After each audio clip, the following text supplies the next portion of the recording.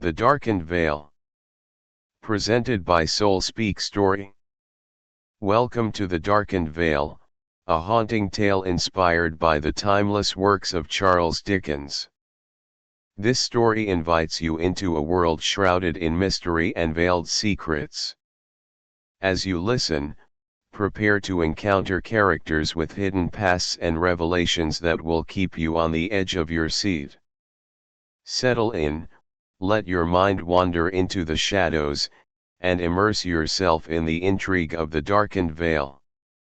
The Black Veil by Charles Dickens. One winter's evening towards the close of the year 1800, or within a year or two of that time, a young medical practitioner recently established in business was seated by a cheerful fire in his little parlor, listening to the wind which was beating the rain in pattering drops against the window or rumbling dismally in the chimney. The night was wet and cold. He had been walking through mud and water the whole day and was now comfortably reposing in his dressing gown and slippers, more than half asleep and less than half awake, resolving 1,000 matters in his wandering imagination. First he thought how hard the wind was blowing, and how the cold sharp brain would be at that moment beating in his face if he were not comfortably housed at home. Then his mind reverted to his annual Christmas visit to his native place and dearest friends. He thought how glad they would all be to see him, and how happy it would make Rose if he could only tell her that he had found a patient at last and hoped to have more,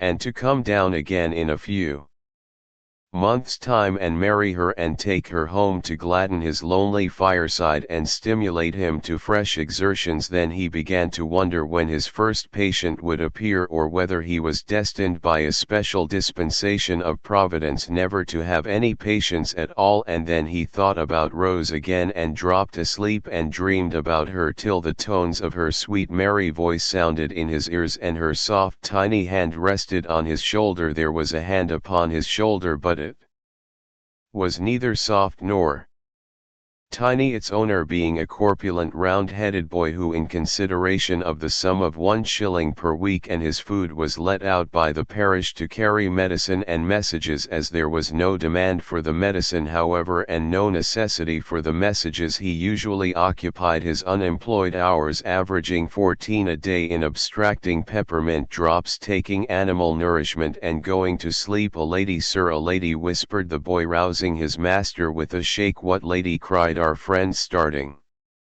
up, not quite certain that his dream was an illusion, and half expecting that it might be Rose herself. "What laid where there, sir?" replied the boy, pointing to the glass door leading into the surgery with an expression of alarm which the very unusual apparition of a customer might have tended to excite. The surgeon looked towards the door and started himself for an instant on beholding the appearance of his unlooked-for visitor. It was a singularly tall woman, dressed in deep mourning and standing so close to the door that her face almost touched the glass. The upper part of her figure was carefully muffled in a black shawl as if for the purpose of concealment, and her face was shrouded by a thick black veil. She stood perfectly erect, her figure was drawn up to its full height, and though the surgeon felt that the eyes beneath the veil were fixed on him, she stood perfectly motionless and evinced by no gesture whatever the slightest consciousness of his having turned towards her. "Do you wish to consult me?" he inquired with some hesitation, holding open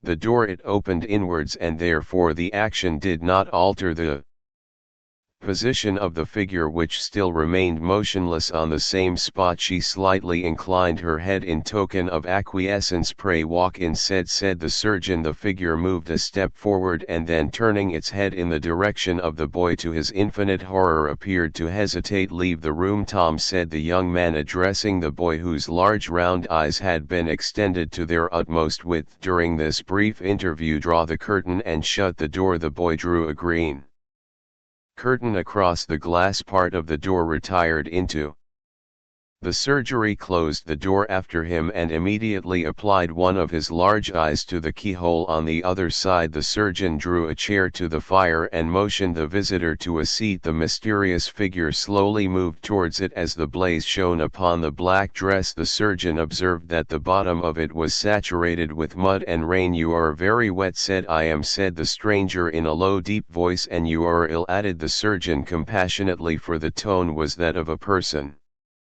in pain. "I am," was the reply. "Very ill, not bodily but mentally. It is not for myself or on my own behalf," continued the stranger, "that I come to you. If I labored under bodily disease I should not be out alone at such an hour or on such a night as this, and if I were afflicted with it 24 hours hence, God knows how gladly I would lie down and pray to die. It is for another that I beseech your aid, sir. I may be mad to ask it for him. I think I am, but night after night through the long dreary hours of watching and weeping the thought has been ever present to my mind, and though even I see the hopelessness of human assistance availing him, the bare thought of laying him in his grave without it makes my blood run cold, and a shudder such as the surgeon well knew art could not produce trembled through the speaker's frame. There was a desperate earnestness in this woman's manner that went to the young man's heart. He was young in his profession and had not yet witnessed enough of the miseries which are daily presented before the eyes of its members to have grown comparatively callous to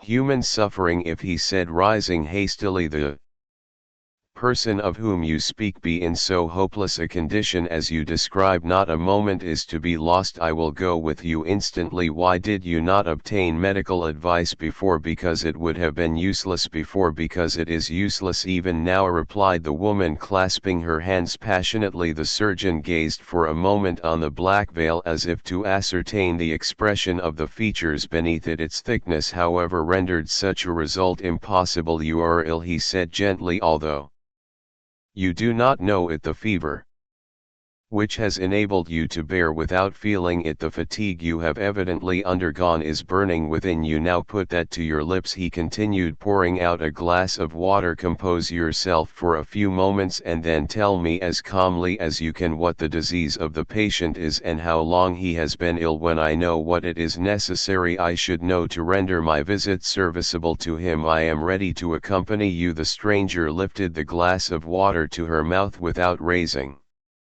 the veil, put it down again untasted, and burst into tears. "I know," she said, sobbing aloud, "that what I say to you now seems like the ravings of fever. I've been told so before, less kindly than by you. I am not a young woman, and they do say that as life steals on towards its final close, the last short remnant, worthless as it may seem to all beside, is dearer to its possessor than all the years that have gone before, connected though they be with the recollection of old friends long since dead, and young ones, children perhaps, who have fallen off from and forgotten one as completely as if they had died. To my natural term of life cannot be many years longer, and should be dear on that account, but I would lay it down without a sigh, with cheerfulness, with joy, if what I tell you now were only false or imaginary. Tomorrow morning he of whom I speak will be, I know, though I would fain think otherwise, beyond the reach of human aid, and yet tonight, though he is in deadly peril, you must not see and could not serve him." "I am unwilling to increase your distress," said the surgeon after a short pause,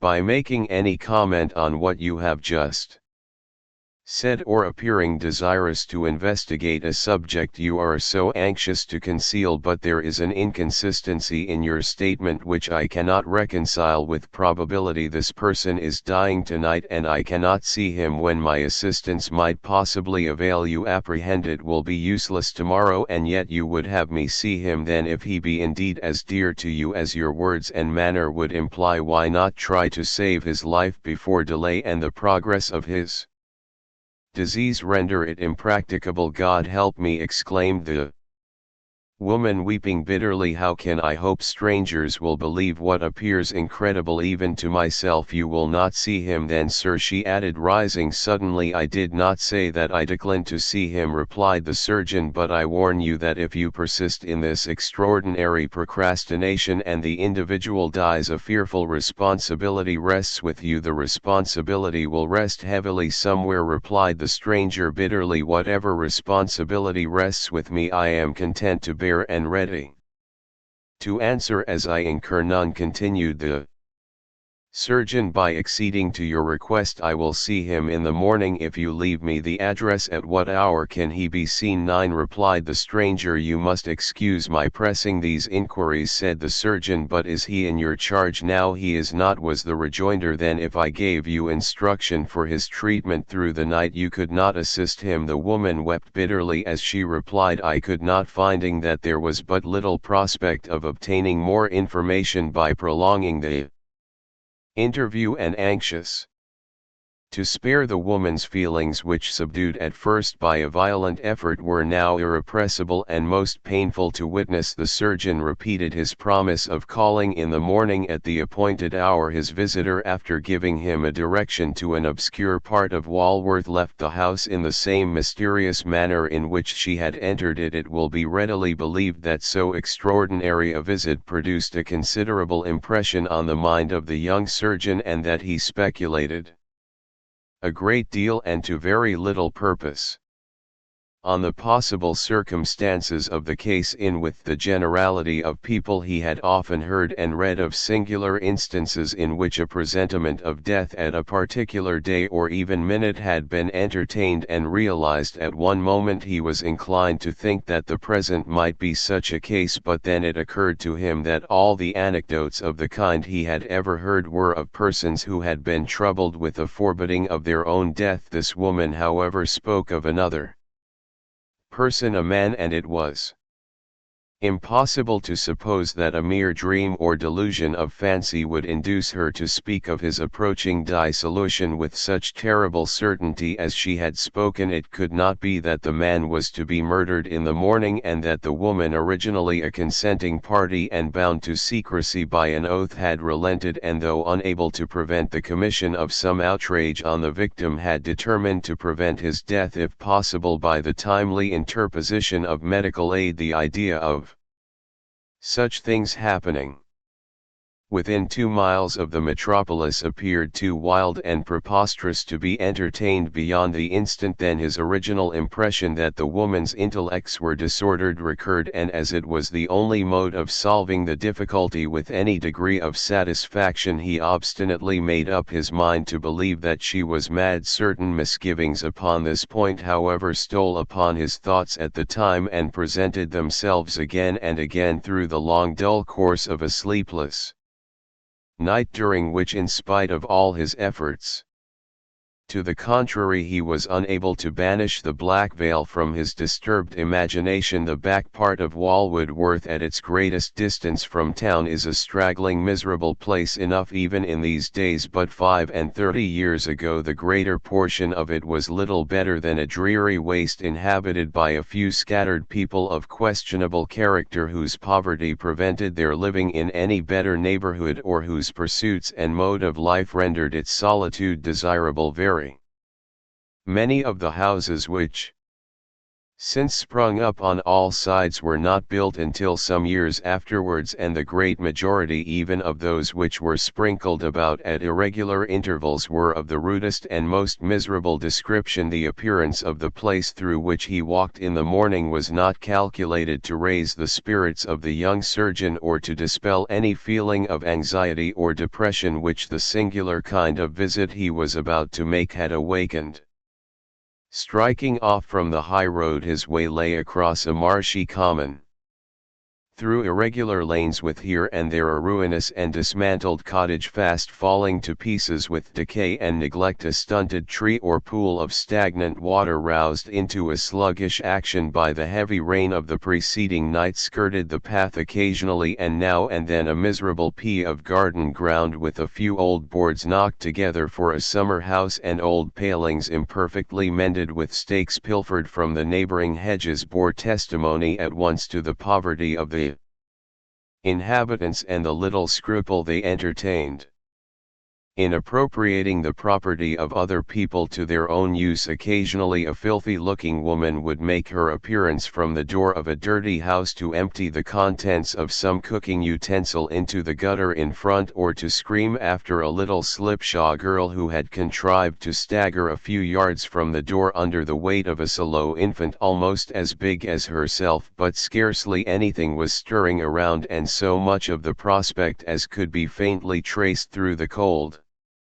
damp mist which hung heavily over it presented a lonely and dreary appearance, perfectly in keeping with the objects we have described. After plodding wearily through the mud and mire, making many inquiries for the place to which he had been directed, and receiving as many contradictory and unsatisfactory replies in return, the young man at length arrived before the house which had been pointed out to him as the object of his destination. It was a small low building 1 story above the ground, with even a more desolate and unpromising exterior than any he had yet passed. An old yellow curtain was closely drawn across the window upstairs, and the parlor shutters were closed but not fastened. The house was detached from any other, and as it stood at an angle of a narrow lane, there was no other habitation in sight. When we say that the surgeon hesitated and walked a few paces beyond the house before he could prevail upon himself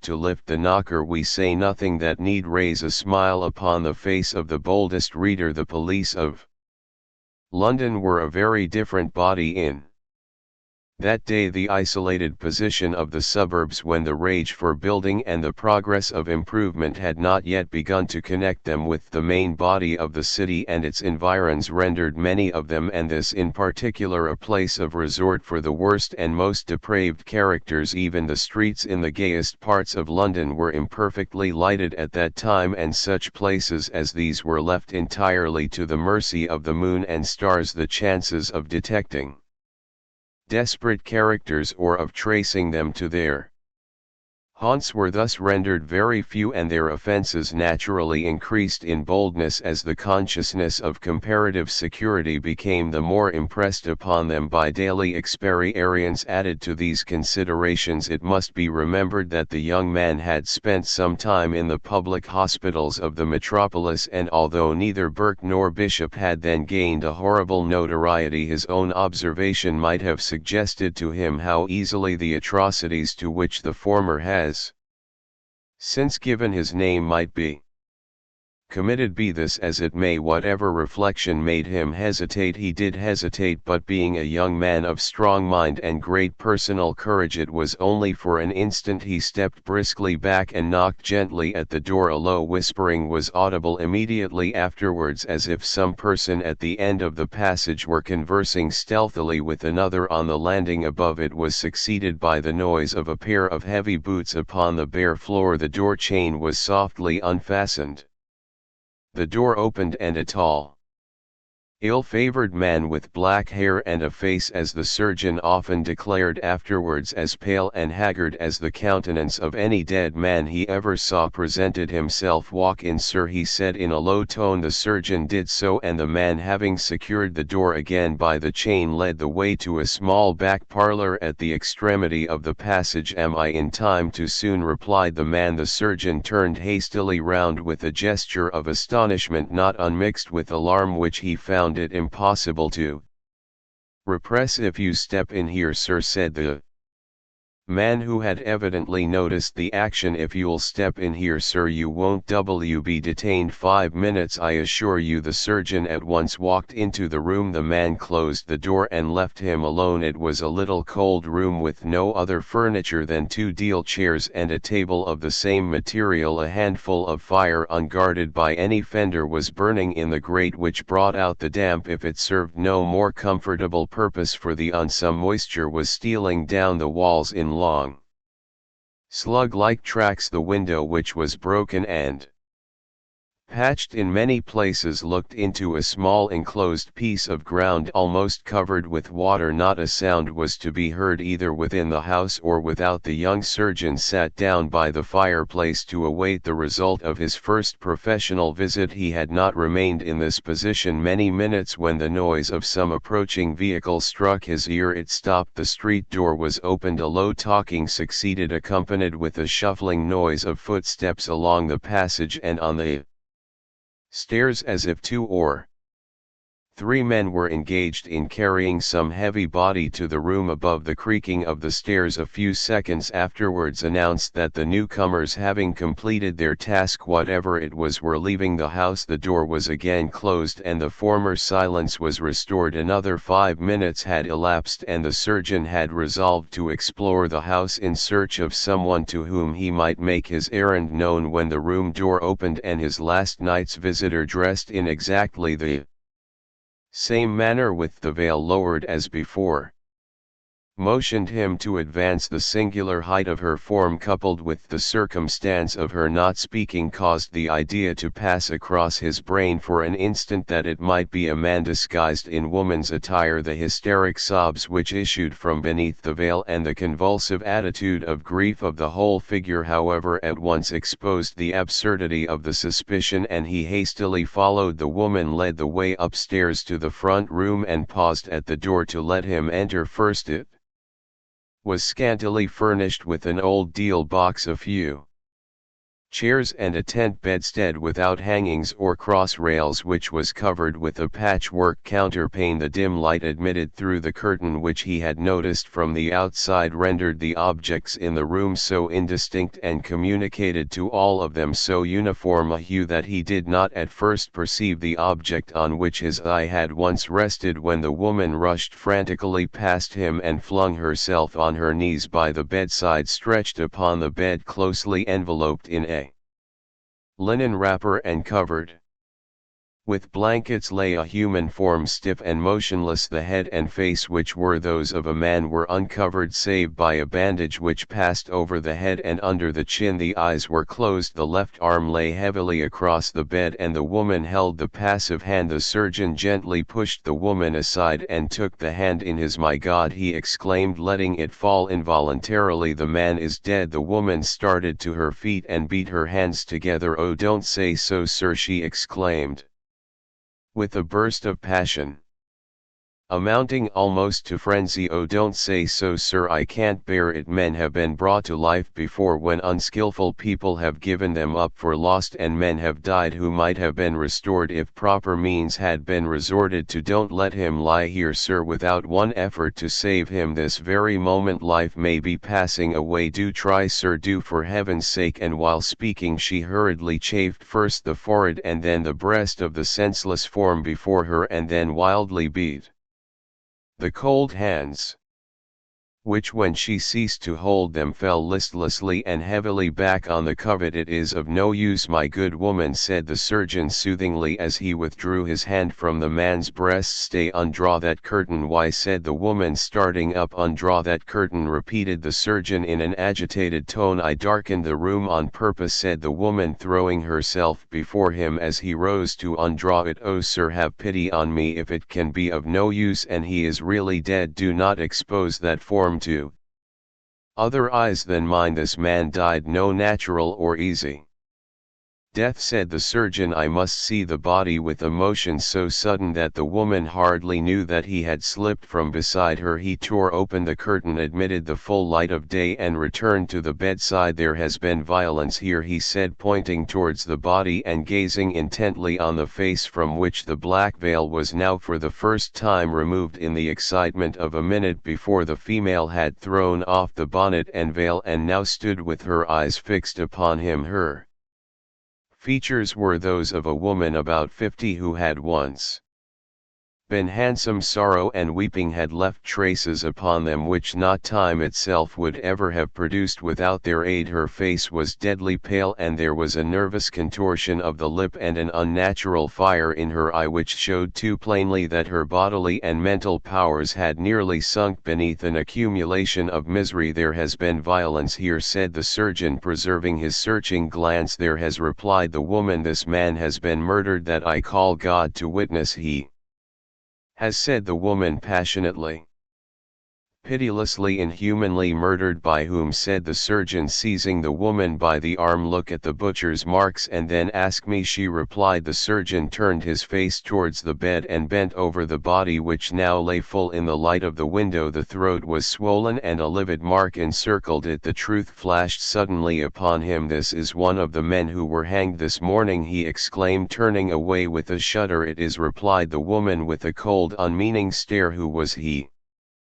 inquired the surgeon. My son, rejoined the woman, and felt senseless at his feet. It was true, a companion equally guilty with himself had been acquitted for want of evidence, and this man had been left for death and executed. To recount the circumstances of the case at this distant period must be unnecessary and might give pain to some persons still alive. The history was an everyday one. The mother was a widow without friends or money, and had denied herself necessaries to bestow them on her orphan boy. That boy, unmindful of her prayers and forgetful of the suffering she had endured for him, incessant anxiety of mind and voluntary starvation of body, had plunged into a career of dissipation and crime, and this was the result: his own death by the hangman's hands, and his mother's shame and incurable insanity. For many years after this occurrence, and when profitable and arduous avocations would have led many men to forget that such a miserable being existed, the young surgeon was a daily visitor at the side of the harmless mad woman, not only soothing her by his presence and kindness,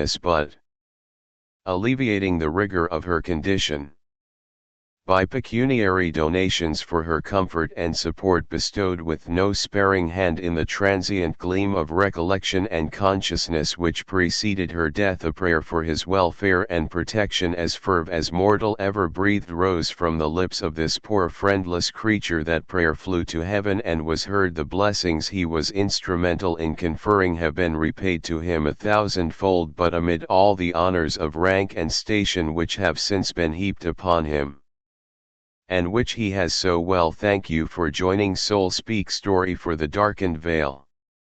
We hope this journey into mystery and suspense has captivated you. If you enjoyed this story, please share it with others who love a good, chilling tale, and let us know your thoughts in the comments.